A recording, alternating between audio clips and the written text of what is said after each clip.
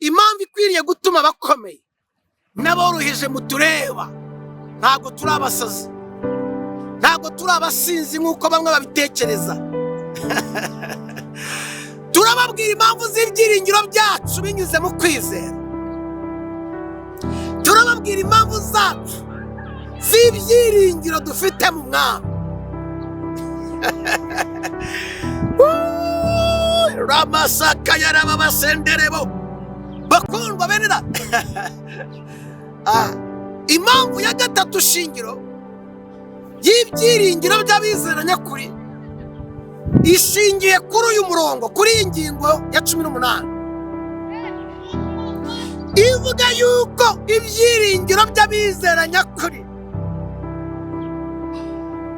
ntabwo batinya, bamenya yuko ubuzima bw'igihe cya none burimo, ubuzima bw'igihe cya none banyuramo, ibyiringiro bya kwizera kwa kubereka yuko ibigeragezo n'ubuzima bushaririye banyuramo bidakwiriye kugereranywa n'ubwiza bundi baharanira, ubwiza babonesha amaso y'umwuka. Ramasaka yarababasenderebo. Ngiye impamvu idutera gukorera Imana, ngiye impamvu idutera gukorera Imana tukaguhorwa, ngiye impamvu idutera gukorera Imana tukabirenganira, ngiye impamvu abantu basiga ibyo bari byo kubera indererwamo y'amaso yo mu buryo bwo kwizera.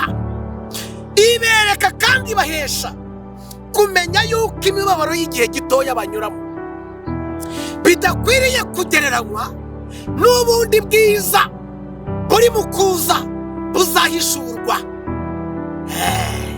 Ye baba we Mwami Yesu, ufasha abantu bose bakurikirana icano ya Gikristo, ubafereze umugisha kandi ubahe ibyiringiro. Imana ihabwe icyubahiro. Ngiye impamvu ya gatatu y'ibyiringiro by'abizera nyakuri. Ramasaka yarababasenderebo. Man, tabara itorero ryawe, tabara abantu b'Imana, tabara itorero ryawe wacunguye.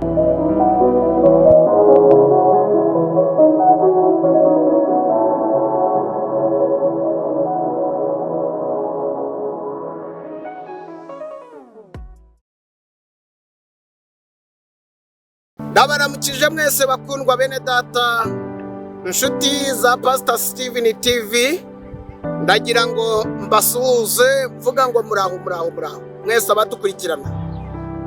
Reka mfate uyu mwanya mbashimire. Ngarutse ndi umukunzi wanyu, kuri wowe undebye bwa mbere nitwa Pastor Steven.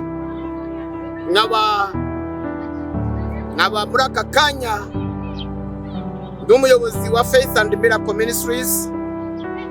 Aba turi abantu bashinzwe gutanga ubutumwa bwiza bw'ubwami bw'Imana.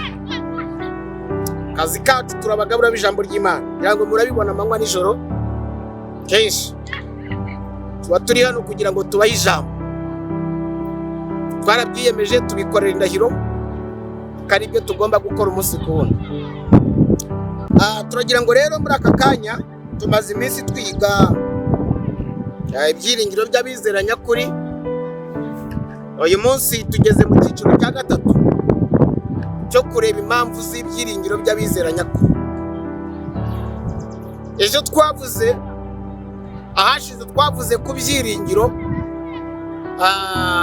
Cyiciro cya kabiri twarebye ko ibyiringiro by'abizera nyakuri ari ibyiringiro byubakiye ku musaraba wa Kristo.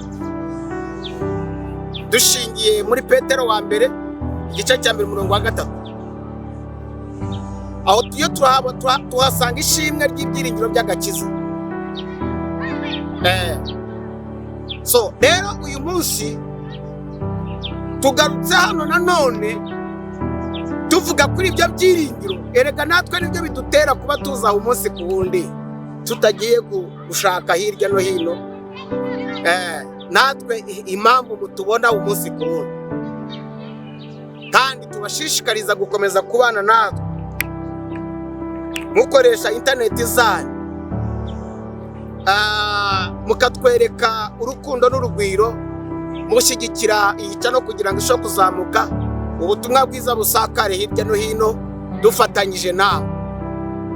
Ibyo byiringiro byo kwizera mu kuri. Duhagaze kuri ibyo byiringiro by'abizera nyakuri. Nibyo biduha kudacogora, nibyo biduha gukorana umwete dututubikana amanywa n'ijoro tubaha inkuru nziza y'ubutumwa bwiza. Rero uyu munsi unyemerere dusenge, twinjira mu cyiciro cya gatatu kitwereka ibyiringiro by'abizera nyakuri. Ihagaze biteye bite? Reka dusenge. Mu izina rya Yesu turagushimiye Mana waremye ijuru n'isi, mucunguzi wacu. Tugushimiye umwanya wongeye kuduha gusubira hano kugira ngo tuganirize abatuye isi, kandi tubivuga tweruye, tubishishikariyemo, tubyizereyemo, kandi tubyigisha kugira ngo abenshi badukurikirana ibyiringiro byabo byasinziriye byongere bishiburwe n'iri jambo. Ibyiringiro byabo byongere bitohere muri bo, kwizera kwabo kongere kugira amashami kumere, maze barushaho kunesha imibereho igoye ubuzima bwabo, kandi bagira amaso yo kubona ubugingo bw'iteka babiheshejwe n'ijambo ryawe. Mu izina rya Yesu, amen. Bakundwa rero, tugeze mu cyiciro cya gatatu kitwereka impamvu z'ibyiringiro by'abizera nyakuri. Dore ko Pawulo yabivuze. Icyiciro cya gatatu cy'impamvu ikomeye ituma abizera bagira ibyiringiro bikomeye bisuzugura imibereho n'igeragezwa ry'ibibazo banyuramo. Reka turebe, iki ni icyiciro cya gatatu. Abaroma 8:18. Abaroma 8 umurongo wa Abaroma ibice 8 umurongo wa 18. Kurikirane neza wumve. Haravuga ngo mbonye yuko imibabaro y'iki gihe idakwiriye kugereranywa n'ubwiza buzahishurwa. Imana ihabwa icyubahiro. Kuko ibyaremwe byose bitegerezanya amatsiko yo guhishurwa kw'abana b'Imana. Bakundwa, tutagiye kure, ngiyo impamvu ikwiriye gutuma bakomeye n'aboroheje mutureba. Ntabwo turi abasazi, ntabwo turi abasinzi nk'uko bamwe babitekereza. Turababwira impamvu z'ibyiringiro byacu binyuze mu kwizera. Turababwira impamvu zacu z'ibyiringiro dufite mu Mwami. Ramasaka yarababasenderebo. Bakundwa bene da. Impamvu ya gatatu shingiro y'ibyiringiro by'abizera nyakuri ishingiye kuri uyu murongo, kuri iyi ngingo ya 18. Ivuga yuko ibyiringiro by'abizera nyakuri ntabwo batinya, bamenya yuko ubuzima bw'igihe cya none burimo, ubuzima bw'igihe cya none banyuramo, ibyiringiro byabo, kwizera kwabo kubereka yuko ibigeragezo n'ubuzima bushaririye banyuramo bidakwiriye kugereranywa n'ubwiza bundi baharanira, ubwiza babonesha amaso y'umwuka. Ramasaka yarababasenderebo. Ngiye impamvu idutera gukorera Imana, ngiye impamvu idutera gukorera Imana tukaguhorwa, ngiye impamvu idutera gukorera Imana tukabirenganira, ngiye impamvu abantu basiga ibyo bari byo kubera indererwamo y'amaso yo mu buryo bwo kwizera.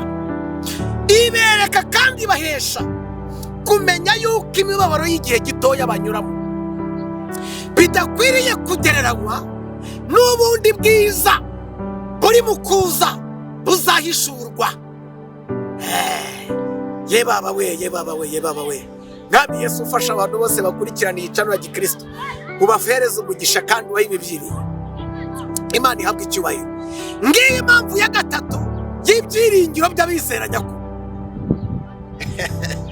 Ramasaka yarababasenderebo. Man, tabari itorero ryawe, tabara abantu b'Imana, tabara itorero ryawe wacunguye, ukomeze abantu mu ngeri zitandukanye, bose abagufite mu mutima wabo ubahe gukomerera muri wowe bitewe n'ibihe bari mu kunyuramo, kandi ubahe kuneshereza muri wowe kuko nawe waranesheje. Umva impamvu ifatika ya gatatu y'ibyiringiro by'abizera nyakuri.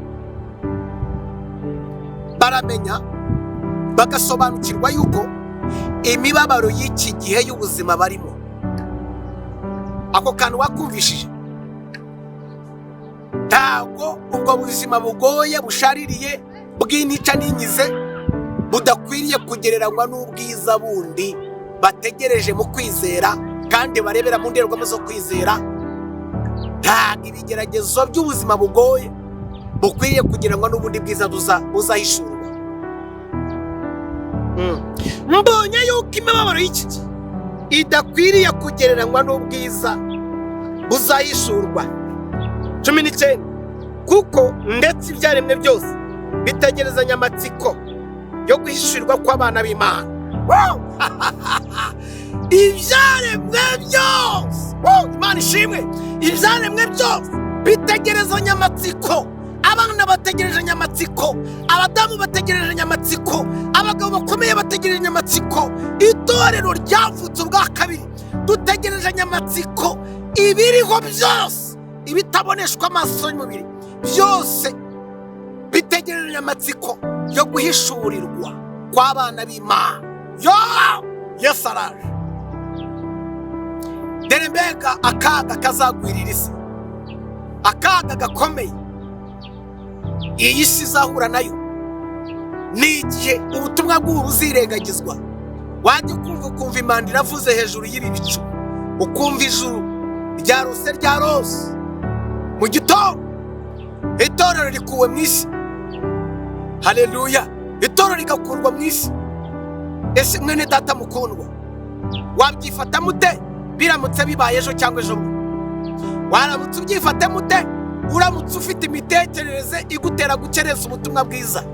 Dore yuko muri iki gihe abantu bafite umwuka wo gukereza umurimo w'Imana, abantu bafite umwuka wo gukereza agakiza, abantu bafite umwuka wo kwita abagabura b'ijambo ry'Imana babita bateka mutwe.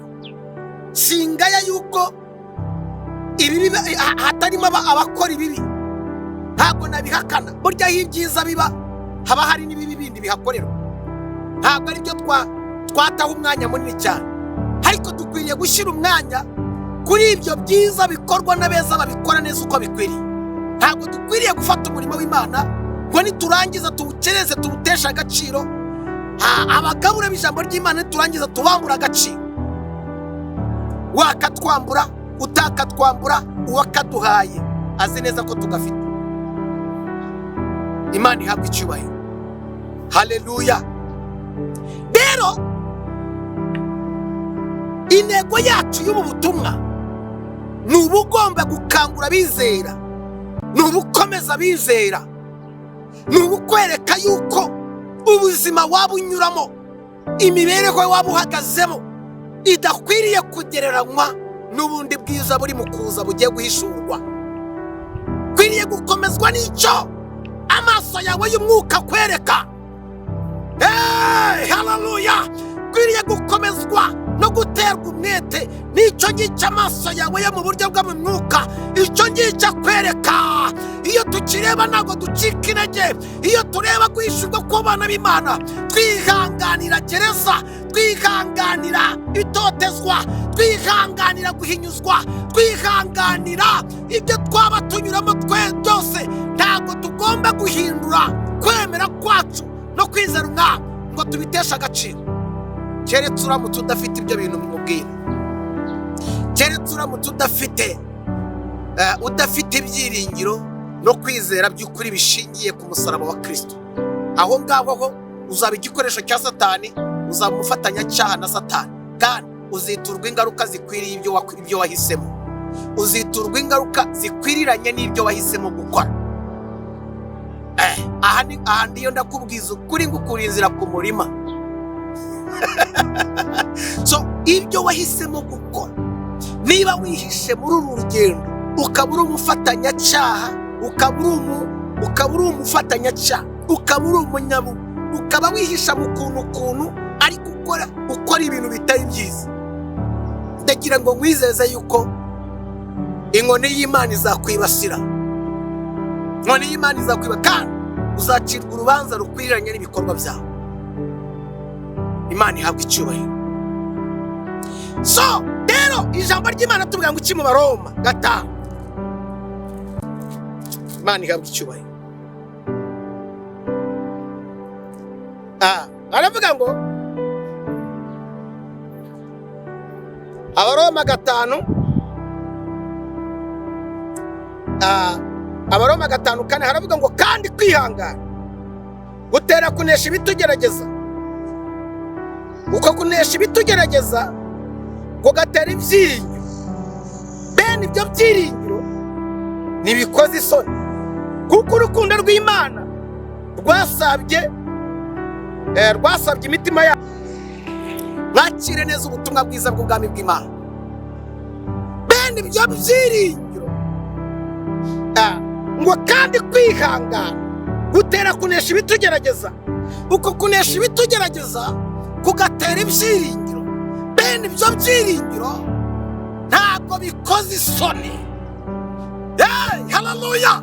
Bene ibyo byiringiro ntibikoze isoni. Mukundwa, uranyumva uri mu nzu yawe, urandeba uri mu modoka yawe, urandeba uri muri biro yawe, urandeba uri mu ngeri zitandukanye, aho uri hose niba unkurikiranye, bene ibyo byiringiro by'umwizera nyakuri, bene ibyo byiringiro ntabwo bikoze isoni. Haleluya! Kuko urukundo rw'Imana rwasabye imitima yacu, twahawe kandi twujuje umwuka wera. Imana ihabwa icyubahiro. Haleluya! Abizera nyakuri bamenya kandi bagasobanukirwa yuko imibabaro y'igihe cya, ndagira ngo mubaze akabazo, muri iyi minsi haba hari hari ibyaguteye imibabaro, haba hari ibintu byaguteye imibabaro. Imibabaro iza mu buryo bwinshi butandukanye. Hari igihe imibabaro ikubaho, imibabaro hari igihe ikubaho nawe ubwawe wabigizemo uruhare. Urugero, ushobora guhitamo nabi, wamara guhitamo nabi ugahura n'uruva gusenya uzira iyo nzira mbi wahisemo, ugahura n'imibabaro y'amahitamo yawe mabi wagize, ukaba umujura, ukaba umunyabyaha, ukaba umugambanyi mu nzira zimwe cyangwa izindi. Noneho icyo gihe ukaza guhura rero no kwiturwa ibihwanye n'imitekerereze mibi yawe wagize. Icyo gihe uhura n'icyo bita ihwa ry'imibabaro ryo kubabazwa, uzira ibyo amahitamo yawe mabi. Ariko hano turavuga ku mahitamo meza aruta ayandi yose ku isi, amahitamo meza yo kumenya umucunguzi nk'umwami w'umukiza wawe. Noneho ubuzima waba unyuramo bwose waba unyuramo bw'ihinyuzwa ryo kwizera kwawe, uzira kwizera kwawe. Mwari muzi yuko harimo n'abantu bamwe b'abakristo beza bakizwe neza, bahagaze ku kwizera kwabo, bahura na ba bosi b'ibisambo hano hanze, ba bosi b'ibisambo bari hano hanze, kugira ngo aguhe akazi akifuza yuko umuhereza ruswa y'igitsina, akabanza akaguterera mu kwemera akaguha ngo gukizwa si ugusara, akakubwira ngo nuramuka uryamanye nawe ngo nibwo azaguha umushahara cyangwa se akaguhereza ikuzo rikurutisha abandi bakozi wahasanze. Bene abo bantu bafite iyo mikorere munkurikiranye hano hanze, munkurikiranye hano kuri kamera, ndagira ngo mbateguze yuko muziturwa ingaruka zikwiriranye n'ibyaha mukora. Ibyo ni bibi. Niba ugomba guha akazi umuntu kamuhe bishingiye ku bumenyi no ku bumenyi afite, bishingiye kuri diploma ye, bishingiye ku bushobozi afite, ariko wigomba kumuterera mu kwizera kwe, umuterere mu kwemera kwe, ukunda aguhereza ruswa y'igitsina ngo uryamane nawe, noneho umwizeze ko ari uzamuha ikuzo ryo kumurutisha abandi bakozi. Ibyo bintu ndababuriye mubyihane, ntabwo ari byo, mubireke. umuntu umuhereza akazi bitewe n'ubushobozi afite, yarabyigiye arabishobora, muhereza akazi. Kuki urinda kubanza kumugusha no kubanza kumusohokana no kubanza kumukoresha ibyangwa n'amaso y'Imana? Ndaburira abakristo, niba ugifite imyizerere ibyiringiro byawe bishingiye ku bantu, ibyiringiro byawe bishingiye ku miterere y'umubiri wawe, ibyiringiro byawe bishingiye ku bintu runaka, ntabwo urakizwa, ntabwo urahindurwa n'ukuri kw'agakiza. Igira ku rugero rw'intumwa n'abahanuzi, igira ku rugero rw'abantu batubanjirije, igira ku rugero rw'abantu banyuze mu bintu bikomeye, uyu munsi nabo bakaba bakomeye. Ufashwa n'urugero rwiza rw'abandi bagutanze kuri isi, hanyuma ukomere ku gakiza kawe, ku ndangagaciro zawe, ukomere ku bumuntu bwawe. Nta mpamvu yo gutanga ruswa, nta mpamvu yo guhonga umubiri wawe uwuhongera umupagane, none akaza kukwivuga hejuru kubera impamvu runaka yakubona. Wadipoza ibyangombwa bya werekana ko uri umukristo, yewe na recommendation muri iki gihe basigaye bazisaba. Umukristo akadepoza ahantu yatsinda bakamubwira bati genda ushaka urwandiko rw'itorero rwemezanya neza. Ibyo bintu bijya bibaho. Niba umaze kwerekana CV yawe ukerekana n'itorero usengeramo ukerekanamo n'iki, ariko udepoje umukoresha wakaba yifuza yuko yaguha akazi yuko aryamanye nawe, kagira ngo ngubwire ngo ibyo bintu nimukemere kubikora, nimukemere kubikora. Umuntu naguha akazi bishingiye ko wakoze ikizamini ukagitsinda, bishingiye ku bushobozi bwawe aguha akazi. Nta mpamvu yo gutanga ruswa, kirazira kikazirizwa. Kandi icyo gihe abantu bibwira ko bafite imirimo, ndabihanangirije magaze mu maso y'Imana, magaze hano abafite iyo kamere yo kugusha abantu b'Imana no gukora ibidakwiriye gukora, ndagira ngo mbizeze yuko muziturwa ingaruka zikwiranye n'ibyo bikora. Ibyo ni ibyaha, ndetse n'ubundi unabifashe ubihanirwa n'amategeko. Reka rero tugana ku musozo, twasaga nk'aho dushyizemo uburyo bw'inama zo kugira inama kugira ngo abantu bareke gukora ibyo bikorwa bitari byiza. Abantu bagaruke, bagire umuco, bagire uburere bwiza, bakomere ku muco wabo, bakomere ku izina ryabo, bakomere ku byo bari byo, bareke kwiyandarika no kuba ingaruzwa muheto, no kuba wagurana ubuzima bwawe, ubuzima bundi bw'akanya gatoya. Mu Baroma rero hatubwiye ngo ibyiringiro by'umwizera nyakuri ntibimukoze isoni. Muribuka yuko Mose yemeye gukorwa n'isoni, ataye ubutunzi bw'abanyegiputa, ataye icyubahiro yahabwaga kwa Farawo, ataye ibintu byose, yemera kurengana, ahisemo kujya kurengana na bene wabo, ngo kubera ko amaso ye yamwerekaga ingororano azagororerwa. None wowe bimeze gute mukundwa, mushiki wanjye, murumuna wanjye, mukuru wanjye unkurikiranye? Komera, kubera yuko ibyiringiro byacu by'abizera nyakuri ntabwo bishingiye ku mibabaro y'ibihe turi mu kunyuramo. Oya, ibyiringiro byacu nyakuri bishingiye mu kumenya no gusobanukirwa yuko imibabaro yacu y'iki gihe y'akanya gato idakwiriye kugereranywa n'iby'amaso yacu yo mu mwuka twereka. Biriya duterwa umwete n'iby'amaso atwereka, duterwa gushira amanga n'iby'amaso atwereka, nta bwenge bw'iby'isi bwaguhesha kureba ibyo ngibyo. Niyo mpamvu ubwenge bw'Imana n'ubw'isi bihabanye. Reka nsoze usengana nawe. Ushobora kuba wankurikiranye uvuga uti pastor, ibi bintu nabinyuzemo nsindirwa aha, ndahatsindirwa, ndagira ngo ngusengere. Icyo ni icyiciro cya gatatu tubonye y'imibabaro, hanyuma agatakaza kwizera kwe. Uyu munsi abantu bakaba bari bamuzi ku ruhande rumwe, ariko mu rundi ruhande rw'ibanga atarakiranuka yiherereye, agatsindirwa yiherereye. Reka nsengane nawe mwatuze. Subiramo aya magambo, vuga ngo Mwami Yesu, uyu munsi wa none nsinzwe n'urubanza rw'umutima wanjye. Nakoze icyaha, ariko nsabye imbabazi. Mbabarira, unyejeshe amaraso yawe, amazina yanjye yandikwe mu gitabo cy'abarimbuka, uyandika mu gitabo cy'ubugingo. Uhereye none mbaye abakomeye n'aboroheje, barindi ibitero by'isi, barindi ibishuko by'isi. Mwami, ubatabare kandi ubarengere. Sengeye igihugu cyanjye kurindwa no gutabara, gusengeye igihugu cyanjye kugotwa n'imbaraga z'ijuru. Reka Mwami dukomeze dutekane muri wowe, kandi duhabwe umunezero wo kwishimira mu Mwami. Ukomeze ubirire mu mitima y'abakwizera.